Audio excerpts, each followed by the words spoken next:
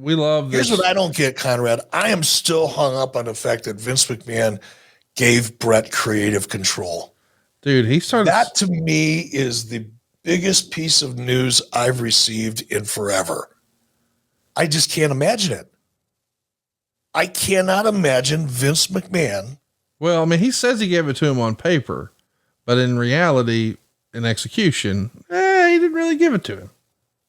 Yeah, but you giving someone creative control on paper is now you got a legal issue on your hands. Why didn't Bret sue?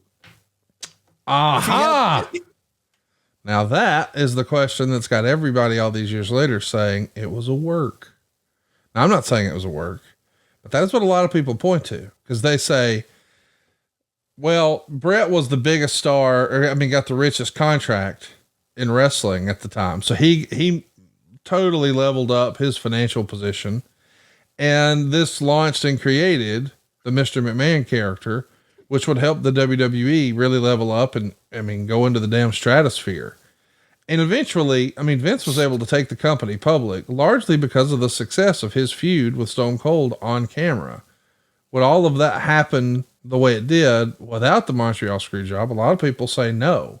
And they think, okay, well, if Bret is much better off on the other side of this, and Vince is much better off on the side of this, and there wasn't this big resolution to that. And then eventually, what do you know? He did come back and become friendly with the WWE and go in the Hall of Fame, et cetera, et cetera. Perhaps it was a work. Now, of course, those are conspiracy theorists, because everyone who was there says absolutely no way, no how. But it is one of those things that makes you go, But to me, not to keep harping on this, because I know we got other stuff to cover here, but to me, that says that Bret's claim for creative control might not have been absolute. Might not have been. There might have been language within that contract that provided some assurance of creative participation. But if there's language in that contract that ultimately gives Vince total creative control, I just don't believe it. I'm not buying it. I'm not buying that Vince McMahon has ever given anybody creative control. I know that he's had, he had his issues with Steve Austin when Steve Austin didn't like creative, and he took his shit, packed his bag, and went home. Right? I know that it happens when you're dealing with top talent. In the brief period of time that I was there in 2019, I saw the kind of emotional gymnastics that took place every Monday and Friday when talent didn't like the creative. And you had people camped outside Vince McMahon's door for hours in line waiting to get in to plead their case. And lo and behold, stuff changed. That's part of the business.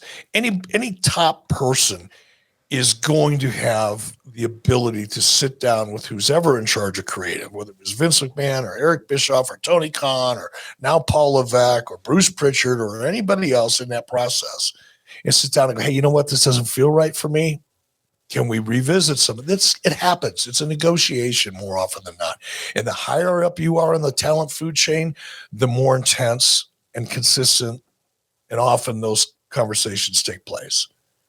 But I cannot buy that Vince gave Bret total control, because when I picked Bret up from the airport, or when he first showed up, he was freaking livid. And if Bret would have had the ability to sue, because he was so bitter, some of the stuff he said about the entire McMahon family, I'm not going to repeat because I know he didn't mean it at the time. But in his mindset, at that point in time, for a long time, months probably, it ate him alive. If you have total creative control and you've been abused that badly in Bret's mind, how do you not pull that trigger? It's not because you can't afford it. You got $3 million a year coming in. You can afford a lawsuit. There's something still fishy, and I'm not buying the work. I lean into, he may have thought he had creative control and went home and got his lawyer, and his lawyer went, well, it's not really creative control. It's creative input. That's my take. I got to think he doesn't sue him because he goes out on TV. While the cameras are still rolling and there's fans in the arena, and destroys all the television equipment. spits in the eye of Vince McMahon and then punches him in real life. It feels like, all right, well, if you're going to sue me for this, then I'm going to sue you for that. You know what? I'll buy that. That's believable, because, and especially listening to Vince, going back to that interview we just saw, when JR asked him, yeah, you're going to pursue legal, and Vince said, that's up to Bret. Yes. So that I'll buy, which would support your position that he had creative control. Now you're at a standoff. Well, I'll go sue him for creative control, and he's going to sue me for assault and battery. Oh, and he got a concussion. Oh my God, that could be damages down the road. Yikes. I get it.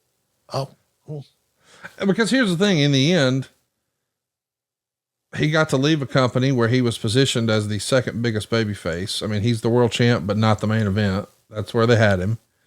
And now he's going to get to, in theory, in his mind, go be involved with the bigger, hotter company, make more money than he's ever made in his life. And I'm sure he's thinking at the time, main event Halloween Havoc or Starrcade or something like that for the title with Hulk Hogan, the match that had eluded him at that point for 4 years. Could be. Meltzer would recap this whole Why Bret Why episode by saying, so the battle lines were drawn for the next Monday night ratings war. The WWF had been promoting Why Bret Why, a candid interview with Vince McMahon, plus promising McMahon would discuss the situation further after the show on AOL. McMahon's interview did strong quarter-hour ratings, although the end was the typical Nitro win. McMahon's first interview segment went head-to-head with Guerrero and Malenko on the WCW side of things, holding a 3.5 to a 3.4 edge. His second interview went unopposed and drew a 3.5 rating. So Scott Taylor is victorious here, but the interviews are doing a 3.4 and a 3.5, but really neck and neck with Nitro at the time. We should also talk about the way this interview with Vince was received.